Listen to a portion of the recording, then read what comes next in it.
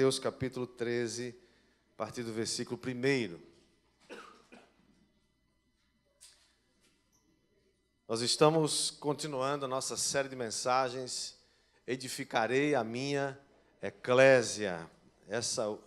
A de hoje é a nossa quarta semana que estamos estudando, ministrando sobre o que é a eclésia, o que é a igreja de Cristo Jesus. Hoje vamos ver o texto de Mateus capítulo 13, que diz assim: Naquele mesmo dia, Jesus, saindo de casa, sentou-se à beira-mar. E grandes multidões se reuniram perto dele, de modo que entrou num barco e se assentou. E toda a multidão estava em pé na praia. E de muitas coisas lhes falou por parábolas e dizia: Eis que o semeador saiu a semear. E ao semear, uma parte caiu à beira do caminho, e vindo as aves a comeram. Outra parte caiu em solo rochoso, onde a terra era pouca, e logo nasceu, visto não ser profunda a terra. Saindo, porém, o sol a queimou, e porque não tinha raiz, secou-se. Outra caiu entre os espinhos, e os espinhos cresceram e a sufocaram. Outra, enfim, caiu em boa terra e deu fruto a 100, a 60 e a 30 por um. Quem tem ouvidos para ouvir, ouça. Então se aproximaram os discípulos e lhe perguntaram: Por que lhes falas por parábolas? Ao que respondeu: Porque a vós outros é dado conhecer os mistérios do reino dos céus. Diga comigo: o mistério do reino dos céus. Mas àqueles não lhes é concedido, pois ao que tem se lhe dará e terá em abundância, mas ao que não tem, até o que tem lhe será tirado. Por isso lhes falo por parábolas, porque vendo não veem, ouvindo não ouvem, nem entendem, de sorte que neles se cumpre a profecia de Isaías: ouvireis com os ouvidos e de nenhum modo entendereis, vereis com os olhos e de nenhum modo percebereis. Porque o coração deste povo está endurecido. De mau grado ouviram com os ouvidos e fecharam os olhos, para não suceder que vejam com os olhos, ouçam com os ouvidos, entendam com o coração, se convertam e sejam por mim curados. Bem-aventurados, porém, os vossos olhos porque veem, e os vossos ouvidos porque ouvem. Diga: bem-aventurado são os meus olhos, porque eu vejo, e os meus ouvidos, porque eles ouvem. Pois em verdade vos digo que muitos profetas e justos desejaram ver o que vedes e não viram, e ouvir o que ouvis e não ouviram. Atendei vós, pois, a parábola do semeador. A todos os que ouvem a palavra do reino, diga comigo: palavra do reino, e não a compreendem, vem o maligno e arrebata o que lhes foi semeado no coração. Este é o que foi semeado à beira do caminho. O que foi semeado em solo rochoso, esse é o que ouve a palavra e a recebe logo com alegria, mas não tem raiz em si mesmo, sendo antes de pouca duração, em lhe chegando a angústia ou a perseguição por causa da palavra, logo se escandaliza. O que foi semeado entre os espinhos é o que ouve a palavra, porém os cuidados do mundo, a fascinação das riquezas, sufocam a palavra e fica infrutífera. Mas o que foi semeado em boa terra é o que ouve a palavra e a compreende. Este frutifica e produz a 100, a 60 e a 30 por um. O Senhor aplica essa palavra ao nosso coração. Diga: eu sou boa terra. Eu ouço a palavra e a compreendo. Eu vou dar frutos a 60, a 30 e a 100%. Diga para o seu vizinho agora: você é boa terra. Você vai dar muito fruto. Você é uma bênção.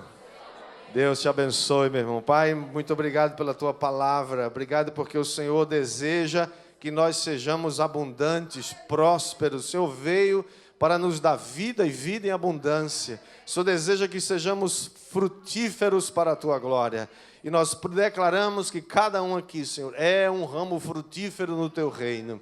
E a tua palavra, a palavra do reino, vai cair em boa terra e vai dar muito fruto, em nome de Jesus. Amém. Você pode assentar.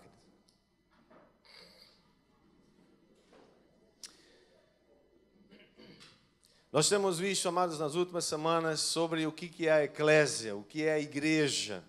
A igreja não é um prédio, a igreja não é um local apenas onde a gente se reúne, a igreja não é um lugar onde você vem se abastecer para caminhar a semana inteira.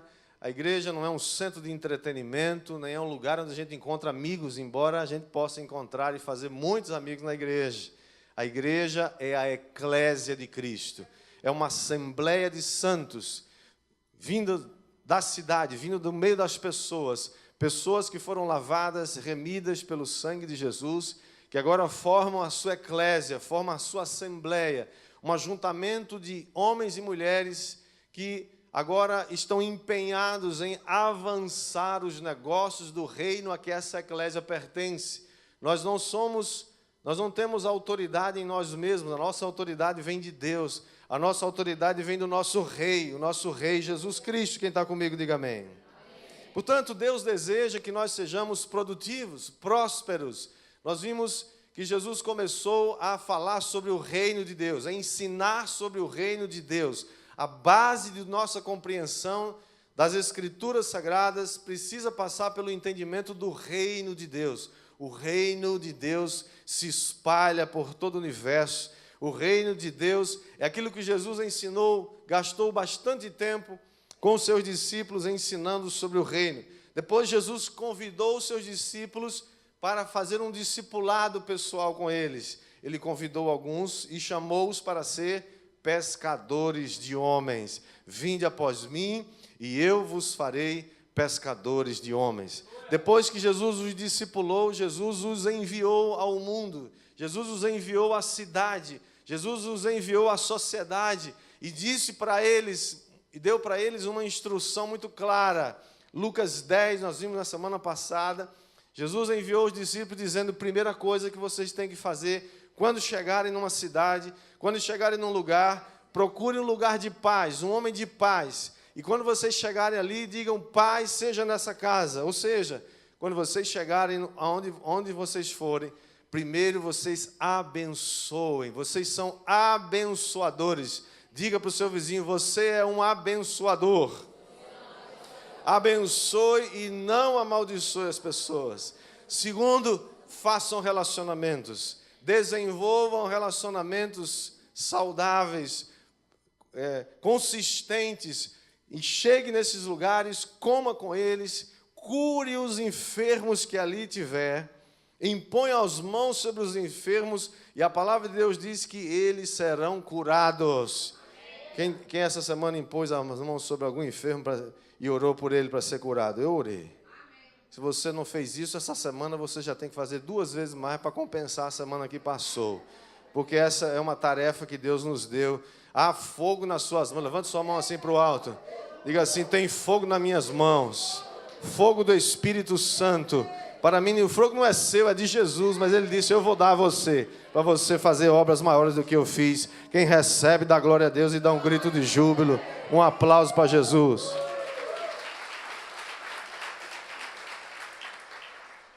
Portanto, Lucas 10, amados, não é para missionários que são enviados para o outro lado do mundo. Lucas 10 é para todo crente, inclusive o novo convertido.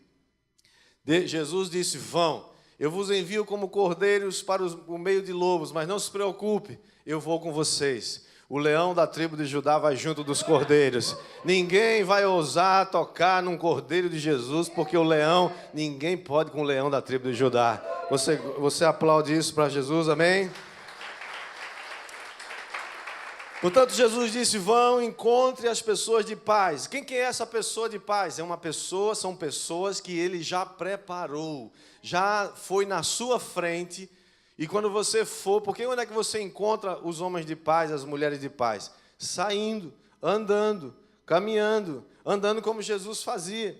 Vai ser lá no seu trabalho, vai ser lá na sua faculdade, vai ser na sua família, vai ser por onde você for. Aonde você passar, tem gente de paz e Jesus vai dar essas pessoas a você. O Espírito Santo vai conduzi-los até elas. Quem crê que isso vai acontecer, amém?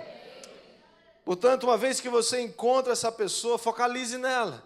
Abençoe a vida dela, cure os enfermos que ali tiver. Somente depois diga: o reino de Deus chegou nesse lugar. Mas aqui nessa parábola, Jesus está falando sobre produzir, dar frutos. Jesus está falando sobre que esse é o desejo do Pai, é que todos nós demos muito fruto. Aliás, em João capítulo 15, Jesus diz claramente que aquele ramo que estando nele não dá fruto, ele o corta. Mas aquele que dá fruto, ele poda, ele cuida, para que ele dê mais fruto ainda. Quem quer dar mais fruto ainda?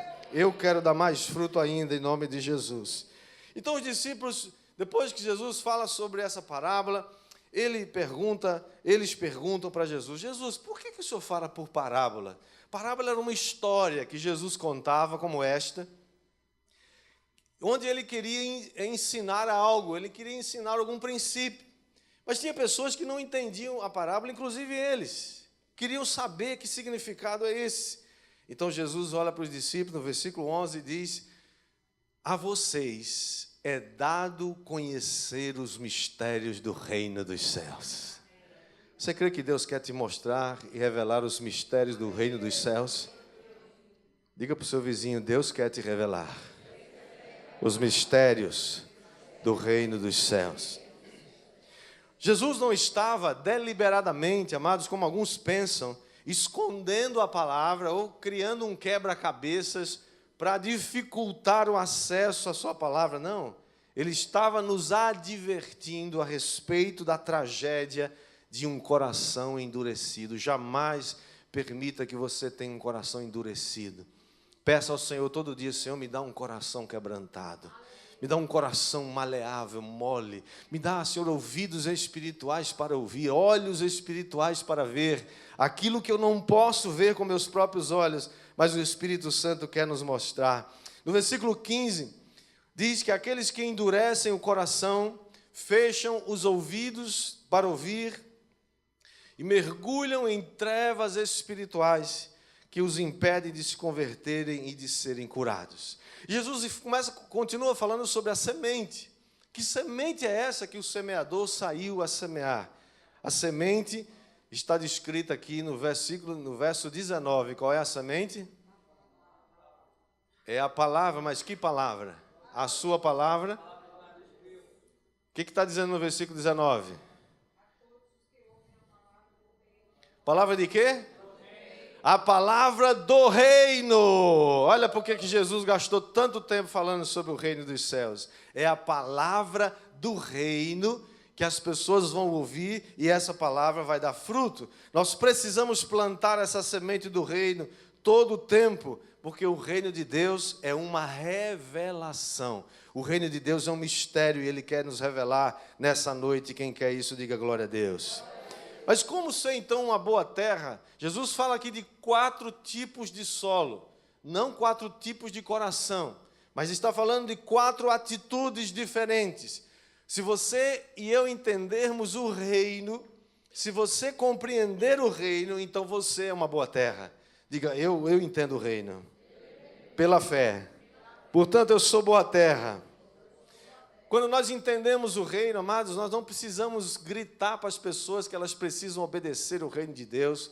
Nós não precisamos fazer força para dar frutos, porque uma boa terra, quando a palavra do reino cai nessa boa terra, vai dar frutos, não tem como não dar fruto.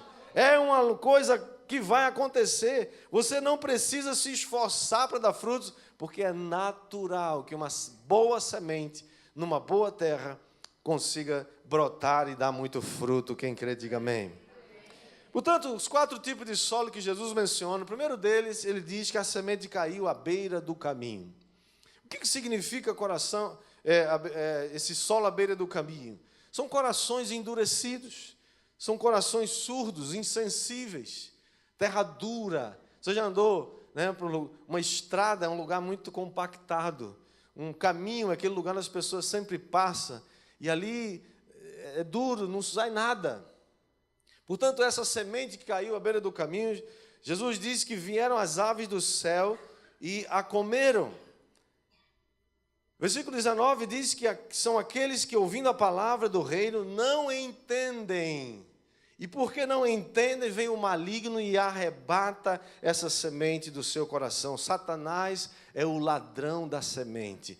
Todas as vezes que você vê essa expressão de aves comendo, na linguagem hebraica, significa que isso é um símbolo de uma atividade demoníaca. São pássaros que comem, são demônios que roubam a palavra, roubam a fé. Diga assim: ninguém vai roubar a minha semente, em nome de Jesus. Isso é causado por um processo, muitas vezes, de ignorar a verdade. As pessoas ouvem a palavra, mas não aplicam na sua vida. Ouvem uma boa palavra. Eu gosto tanto de ouvir aquele pastor. Ele tem uma voz tão bonita, tão mansa, tão suave, aveludada. Mas as palavras que ele fala são palavras de vida. Se são, aplique-as na sua vida. Porque aquele que ouve a palavra e não a pratica é semelhante às ondas do mar que vão e vêm e nunca realizam nada. Nós precisamos ser esse coração abençoado, terra boa, que ao aplicar essas verdades no nosso coração, nós permitimos que o Espírito Santo ministre através de nós. Segundo o solo que Jesus fala aqui, o solo rochoso, ou terreno pedregoso. Que terreno é esse? São corações rasos. A palavra cai nesse coração, a semente cai ali, como diz o versículo 5, uma parte caiu em solo rochoso, mas a terra era pouca. Logo nasceu, por não ser profunda, mas saindo o sol queimou essa semente. Versículo 20, Jesus explicando aos discípulos o que é esse solo rochoso, ele diz: esse é o que ouve a palavra e recebe logo, com alegria, mas não tem raiz em si mesmo, sendo antes de pouca duração. Quando chega a angústia e quando chega a perseguição por causa da palavra, logo se escandaliza. Escute isso. O fato de você receber a palavra do reino não significa que vai ser sem angústia e sem perseguição.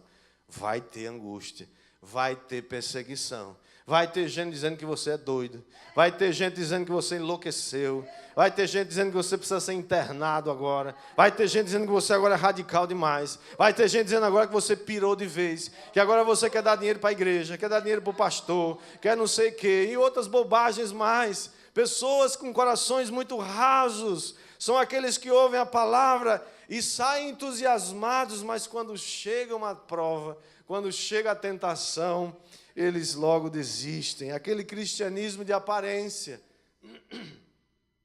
aquele cristianismo evangélico de conveniência. É bom enquanto eu estou sendo abençoado, mas quando a coisa aperta e o confronto vem e as pessoas começam a me chamar de retrógrado, de crente quadrado, e que eu não evoluí, e que a sociedade evoluiu, e que você agora fica ainda preso a coisas do passado. Amados, a santa, bendita e eterna palavra de Deus nunca vai ficar quadrada e nunca vai ficar careta, porque ela é a fonte de todas as coisas, ela é a âncora que faz com que a gente não se perca no oceano dessa vida. Quem recebe isso, dê glória a Deus. Essa é a condição, essa condição de ter um coração raso, sabe qual é, queridos? É a recusa de se tratar num discipulado profundo. Jesus sabia que para aqueles discípulos prosseguirem, quando ele fosse levado aos céus, eles precisavam antes passar por um discipulado profundo. Um discipulado em que você trata os problemas da sua vida. Você sabe por que tem gente que recusa ser discipulado? Não quer abrir a vida. Não quer prestar contas a ninguém. Não quer, tem vergonha. Não sabe o que fazer com aquilo. São coisas que estão ali debaixo da superfície. É fácil vir no culto, levantar as mãos, adorar. Com uma banda dessa, até demônio fica com vontade de adorar a Deus. Mas sabe de uma coisa? Só quando a gente entra no discipulado transparente, onde você confessa pecados. Não sai por aí confessando seus pecados para qualquer pessoa. Nós trabalhamos com discipulado nessa igreja e queremos fazer isso de forma responsável. Mas é preciso que a gente tem alguém com quem a gente conversa, confessa, abre o coração, pede oração, ser transparente, presta contas da sua vida, não fica num lugar escondido, escuro. O Satanás gosta das trevas, que ninguém saiba da sua vida, e ele fica dizendo assim, não, você resolve, não fala nada para ninguém. Corações rasos, que a semente logo deixa de florescer. Terceiro solo que Jesus fala nessa parábola é a semente que caiu entre os espinhos. São corações sufocados. Amados, esse aqui é muito sério. O verso 7 diz que essa semente caiu entre os espinhos, mas os espinhos crescem. E quando os espinhos crescem, sufocam a palavra. Versículo 22, Jesus explica esse solo dizendo, esses são aqueles que ouvem a palavra, porém, os cuidados do mundo, irmãos, tem muito cuidado desse mundo, muita preocupação desse mundo. É muita gente querendo dar satisfação aos outros, querendo viver como os outros acham que você tem que viver, fazer as coisas que você quer que você faça, as coisas que eles dizem que você tem que fazer. É um modelo desse mundo. Os cuidados desse mundo, a fascinação das riquezas. Irmãos, a Bíblia diz que a bênção do Senhor é quem enriquece e não acrescenta dores. Eu creio que os filhos de Deus vão usufruir das bênçãos, como fruto da benevolência de Deus, da abundância que Ele promete na sua palavra. Eu não creio nessa coisa do abençoado é o franciscano lá, que acabou, né, deu tudo. É aquele que não quer saber, e virtude é pobreza. Quem foi que disse que virtude é pobreza? Se Jesus, o rei da nossa eclésia, diz assim, eu vim para que vocês tenham vida e vida em abundância, então eu quero essa vida abundante. Seja o que for que isso significa, eu quero essa vida. Quem quer? Levanta a mão para o céu e diga, eu quero, em nome de Jesus. Esse solo é aquele solo que tem a semente, mas não dá fruto. Esse solo é aquele que é um coração que não tem uma mente renovada. É aquele que ainda pensa como um humanista secular. Sua mente é humanista, sua mente é secularizada, é materialista, é hedonista. Ele só vê agora, o hoje. É aquele defensor da ideia lá do Robin Williams no filme Sociedade dos Poetas Mortos. É o Carpenter. Pense que hoje é o dia de você ser feliz. Faça hoje, não se preocupe com amanhã. Seja feliz hoje. Essa é uma filosofia mundana que não se coaduna com a palavra de Deus. Amados, os espinhos crescem e sufocam a palavra. Quais são esses espinhos, pastor? Há muitos espinhos, mas eles podem ser, por exemplo, as suas dificuldades de caráter. São aquelas disposições hereditárias que acabam por empurrar você para um determinado tipo de temperamento. E você diz, não, eu nasci assim, eu vou viver assim, vou morrer assim. Você não é Gabriela para ser desse jeito. Ninguém é Gabriela na presença, a não ser que você escolha teu nome Gabriela, que é muito bonito. Mas ninguém vai continuar. Pau que nasce torto no reino de Deus apruma. Não tem jeito. Quem quer aprumar, diga glória a Deus. Há pessoas que têm aquela predisposição para a ira. Um espinho terrível que sufoca a palavra. Pessoas com predisposição para depressão, para melindre, inveja, desânimo. Irmãos, os espinhos são coisas tão fortes que Jesus tratou sobre isso muito fortemente no Sermão da Montanha, a partir de Mateus capítulo 5. A ira é um espinho. Se você quer produzir frutos, se você quer ser um solo bom, que produz muito fruto, você precisa tratar com a ira. Você precisa tratar com a raiva. Isso, se você não trata isso, vai machucar você, vai machucar sua família, vai machucar e afetar profundamente seus relacionamentos. Se é que já não está fazendo isso, diga misericórdia em nome de Jesus. Você precisa remover isso do seu coração. Como é que se arranca isso, pastor? Vou dizer a você agora mesmo, simples, discipulado 1 a 1. confesse que você é irado. Confesse que você tem problemas nessa área.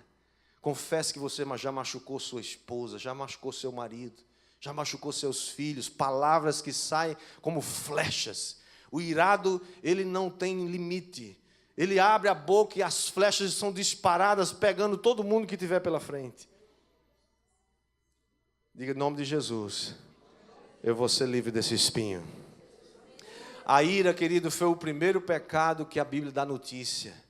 Caim foi o primeiro registro nas Escrituras Sagradas, onde alguém se irou contra alguém, e ele se irou contra seu irmão, e Deus chamou Caim e disse: Caim, estou vendo que você está irado, estou vendo que você está com raiva, estou vendo que você está amuado, estou vendo que você está cheio de lundum, você está cheio de coisa aí contra seu irmão, mas deixa eu te dizer uma coisa, o seu pecado bate à sua porta, o seu desejo é contra você, mas compete a você dominar esse pecado.